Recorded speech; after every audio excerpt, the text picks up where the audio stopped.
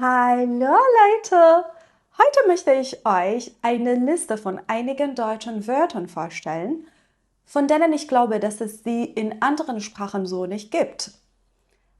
Es ist tatsächlich sehr schwierig, diese Wörter in andere Sprache zu übersetzen, aber ich werde versuchen, sie so zu erklären, dass ihr ihre Bedeutung vollständig versteht.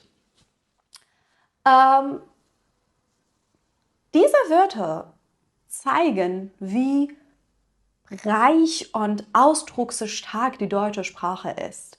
Ja, in jeder Sprache gibt es einige einzigartige Begriffe, aber im Deutschen findet man wirklich besonders viele davon.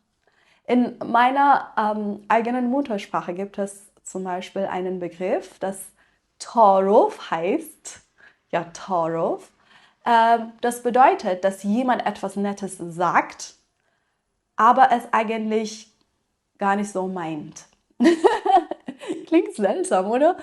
Zum Beispiel sagt jemand zum Nachbarn, kommen Sie doch rein. Es ist aber nur Toro und keine echte Einladung. Oder wenn wir Perser etwas bezahlen wollen, machen wir Taruf und lassen den anderen nicht für uns bezahlen. Und der andere lässt uns auch nicht zahlen. Es ist irgendwie verrückt, aber in unserer Kultur zeigt es Respekt. Ja. Also, jetzt schauen wir uns einige besondere Begriffe auf Deutsch an. Und falls ihr mich nicht kennt, mein Name ist Muhaddesse Muhi. Ich komme aus dem Iran, aber ich bin Deutschlehrerin und ich wohne in Deutschland. Hier in diesem Kanal sprechen wir über verschiedene Themen auf Deutsch und versuchen unsere Sprachkenntnisse durch Zuhören, Zuschauen, Sprechen und Genießen zu verbessern. Falls ihr an solchen Inhalten interessiert seid, bitte vergesst nicht, den Kanal zu abonnieren.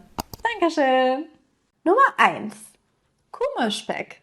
Also, das bedeutet die zusätzlichen Pfunde, die man in schwierigen Lebensphasen ansetzt. Typischerweise in Zeiten von Stress, Trauer, Druck, Liebeskummer, nach der Trennung zum Beispiel, ja, wenn man an Gewicht zunimmt. Ja, zum Beispiel nach der Trennung hat sie deutlich Kummerspeck angesetzt. Nummer 2. Treppenwitz. Ja, wir alle kennen das. Manchmal findet man die perfekte Antwort erst, wenn es zu spät ist. Ja, die Deutschen haben dafür ein Wort. Ich habe die Bedeutung gesucht und diese gefunden. Eine schlagfertige Antwort oder ein witziger Kommentar, der einem erst einfällt, nachdem die Situation längst vorbei ist. Ja, zum Beispiel, der perfekte Konter fiel mir erst zu Hause ein. Ein typischer Treppenwitz. Nummer 3. Sitzfleisch. Das ist die Fähigkeit, still und konzentriert an etwas zu arbeiten, ohne ungeduldig zu werden. Ja, so dass man still und konzentriert sitzen kann. Sitzfleisch. So, es ist oft im Zusammenhang mit Lernen, Arbeiten, Büroarbeit oder anderen Aufgaben benutzt. Ja, zum Beispiel diese Prüfung braucht viel Sitzfleisch oder Deutsch lernen braucht wirklich Sitzfleisch. Nummer 4. Schadenfreude. Die Bedeutung. Das Gefühl der heimlichen Freude oder Befriedigung, wenn einer anderen Person etwas Peinliches oder Negatives passiert. Meistens ohne böse Absicht, eher menschlich. Schadenfreude. Dieses Wort ist einfach unglaublich. Es hat so eine tiefe psychologische Bedeutung, dass es mich jedes Mal fasziniert. Schadenfreude. Zum Beispiel, er sah zu, wie sein Freund sich von seiner Freundin trennte.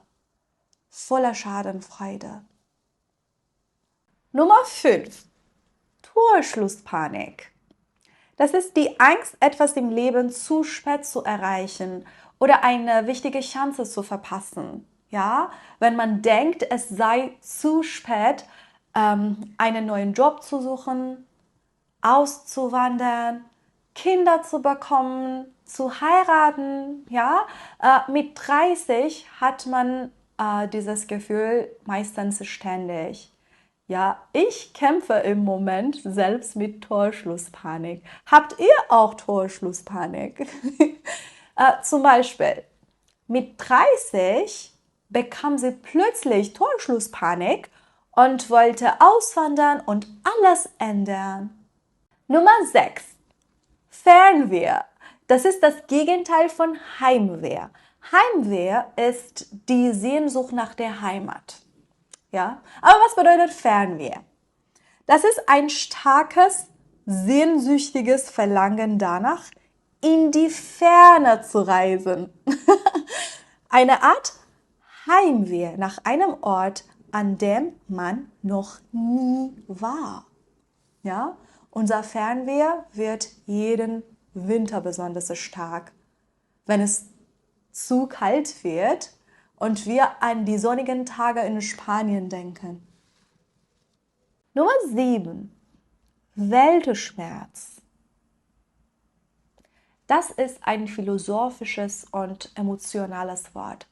Das ist eine tiefe und melancholische Stimmung, die aus der Unzufriedenheit mit der Welt entsteht oder mit der eigenen Existenz entsteht. Ja? Zum Beispiel an regnerischen Tagen habe ich manchmal Weltschmerz. Nummer 8. Kopfkino. Kopfkino.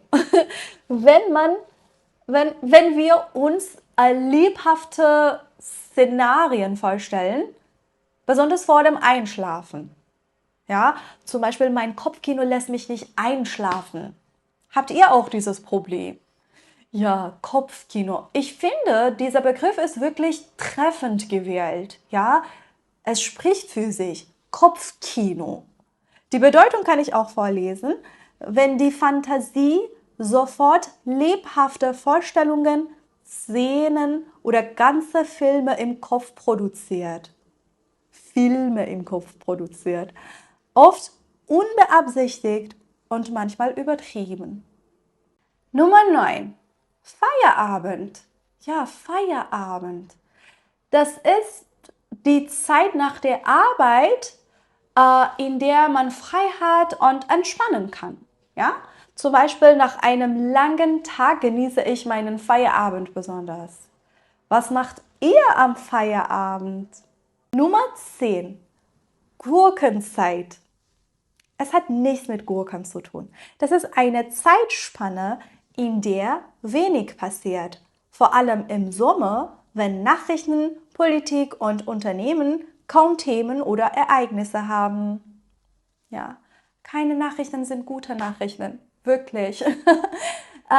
Mir ist aufgefallen, dass die Deutschen die Nachrichten nicht besonders verfolgen, weil hier einfach nicht viel passiert. Ja, vor allem keine schlimmen Dinge.